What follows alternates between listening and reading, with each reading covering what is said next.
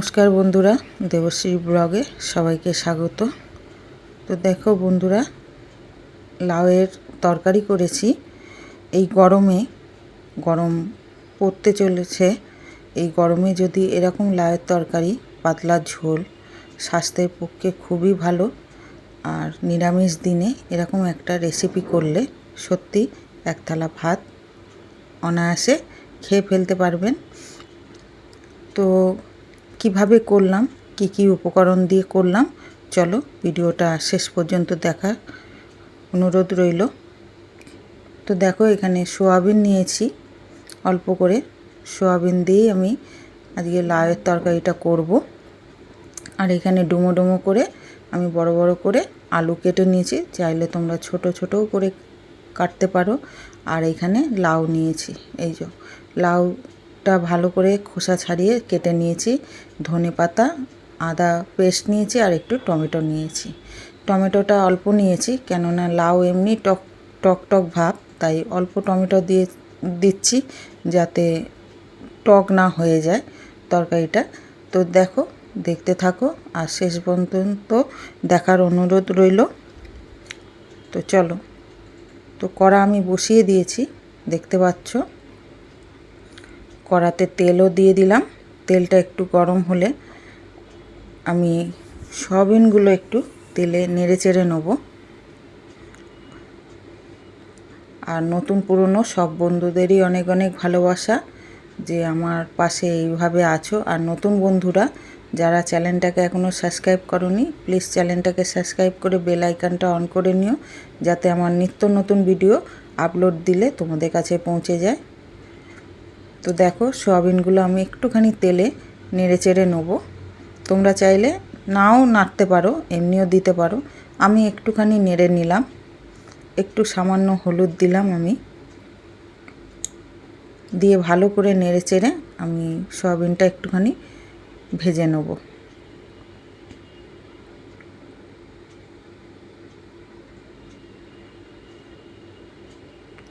তো গরম পড়তে চলেছে, এরকম তরকারি পাতলা ঝোল যদি হয় খুবই ভালো লাগে। তো আমি সয়াবিনটা তুলে নিয়েছি, ওই কড়াতেই আমি অল্প তেল দিয়ে দিয়েছি। তেলটা গরম হলে আমি আলুটা ভেজে নেব। দেখো, তেল আমার গরম হয়ে গেছে। তো সামান্য একটুখানি হলুদ দিলাম, দিয়ে আলুটা আমি ভেজে নেব। হলুদটা দিলে কি মানে আলুটা তাড়াতাড়ি ভাজা হয়ে যায় আর দেখতেও সুন্দর লাগে। তো পুরো আলুগুলো আমি দিয়ে দেবো তেলেতে, দিয়ে ভালো করে ভেজে নেব।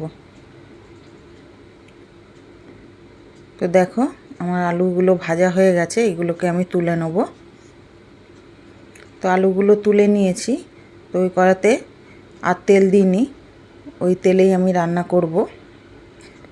তো একটা তেজপাতা দিলাম,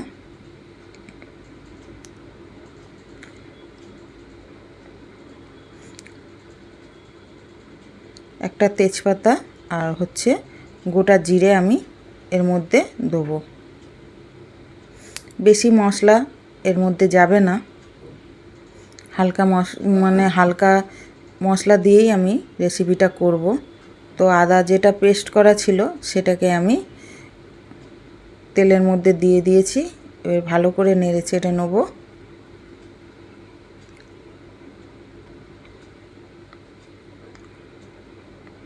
সামান্য পরিমাণে জল অ্যাড করলাম যাতে আদাটা পুড়ে না যায়।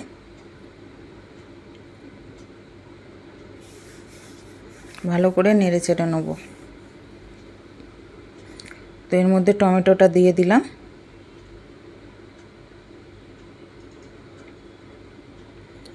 আবার একে একে আমি গুঁড়ো মশলা অ্যাড করব। প্রথমে হলুদ দিয়ে দিলাম পরিমাণ মতন,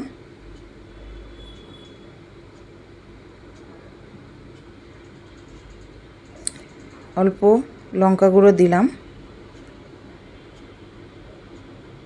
2 চামচের মতন, 2-2.5 চামচের মতন লঙ্কা গুঁড়ো আমি দিলাম। জিরে গুঁড়ো দিলাম, জিরে গুঁড়ো আমি একটু বেশি দিয়েছি, 4 চামচের মতন জিরে গুঁড়ো দিয়েছি। 4-5 চামচের মতন জিরে গুঁড়ো দিলাম। দিয়ে মশলাটাকে ভালো করে আমি কষিয়ে নেব।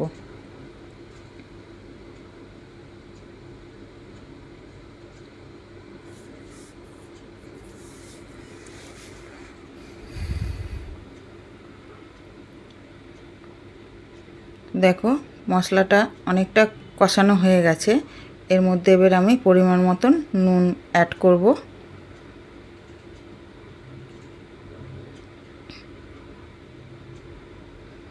আমি 3.5 চামচের মতন নুন দিলাম।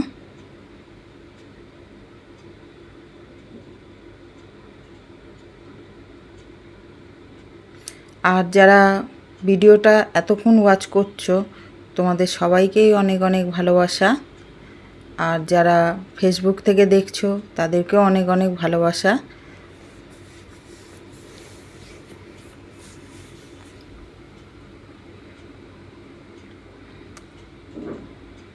তো আলুগুলো আর সয়াবিনগুলো আমি মশলার মধ্যে দিয়ে দিলাম। এবার ভালো করে এগুলোকে আমি কষিয়ে নেব।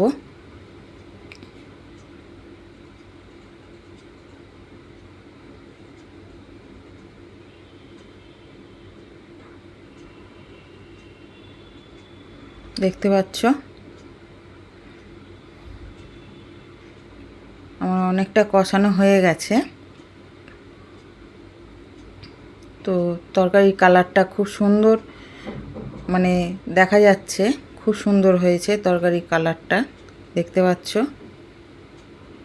দেখো কষানো অনেকটা হয়ে গেছে। এর মধ্যে আমি লাউগুলো এবার দিয়ে দেবো।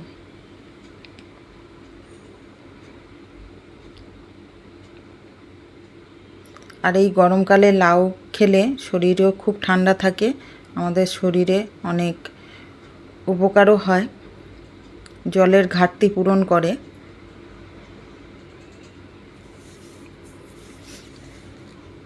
তো ওইটাও কষানো হয়ে গেছে ভালো করে। আমি এবার অল্প কিছুক্ষণের জন্য ঢাকা দিয়ে দিয়েছিলাম।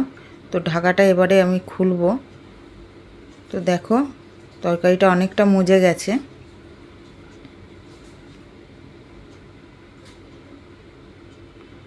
লাউ দিয়ে জল ছাড়তে শুরু করে দিয়েছে, দেখতে পাচ্ছ।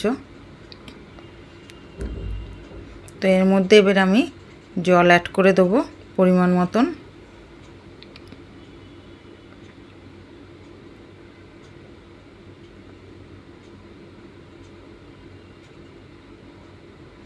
আমি পাতলা ঝোল করব, ওই জন্য একটু বেশি জল দেবো। তোমরা চাইলে মাখা মাখাও করতে পারো, মাখা মাখা করলেও খুব ভালো লাগে এই তরকারিটা, রেসিপিটা।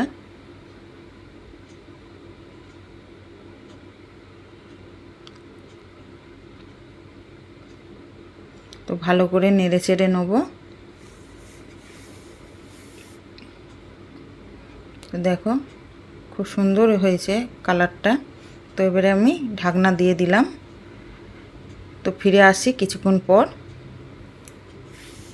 তো চলো ঢাকনাটা খুলে দেখি আমার তরকারিটা কতটা হয়েছে। তো দেখো, তো আমার তরকারিটা হয়ে গেছে। এবারে আমি ধনেপাতা ওপর থেকে দিয়ে দিলাম। আর এর মধ্যে সয়াবিন বাদ দিয়ে বড়ি দিলেও খুব ভালো লাগে, বড়িটা অ্যাড করলেও খুব সুন্দর লাগে এই রেসিপিটার মধ্যে। তোমরা চাইলে বড়িও দিতে পারো সয়াবিন বাদ দিয়ে, অনেকে সয়াবিন খেতে চায় না।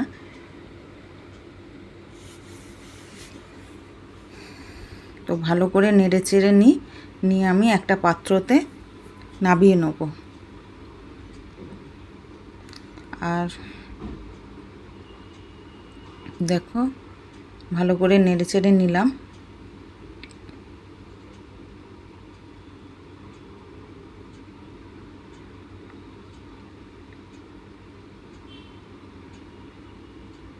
আলুগুলো আমার সেদ্ধ হয়ে গেছে, দেখতে পাচ্ছ। তরকারি একদম আমার রেডি।